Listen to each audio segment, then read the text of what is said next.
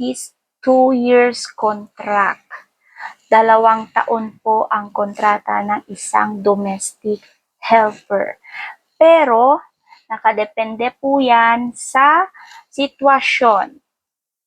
Nakadepende po yan kung, example, kung nandun ka na sa amo mo, tas patapos na po ang iyong kontrata is, kakausapin ka naman ng amo mo kung ire-renew ka pa or hindi na. So, kung gusto mo mag-renew sa amo mo at okay naman yung amo mo, pwede ka namang magbakasyon pagkatapos ng 2 years or pagkatapos doon sa unang contract nyo, and then, panibagong kontrata na naman, panibagong 2 years na naman. Ganun po yun. Hindi po pwede yung dire-diretso na iisang kontrata. Hindi po ganun.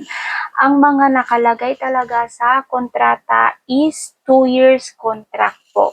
Pero meron naman yung mga iba doon sa ibang bansa, hindi ko lang alam, pero may naririnig-rinig ako sa mga ibang bansa na hindi dito sa Hong Kong is meron yung 3 years contract. Meron din yung ganon.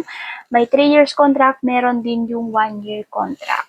So yung mga ganon guys is pagpatapos na yung kontrata, magtanong kayo, huwag kayong matakot sa amo nyo. Magtanong kayo kung magre-renew pa ba kayo or hindi na.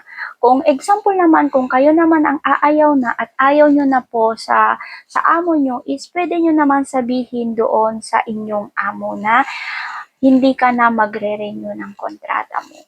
So, yun lang. Yun yung idea ko at yun yung alam ko talaga guys, na 2 years contract ang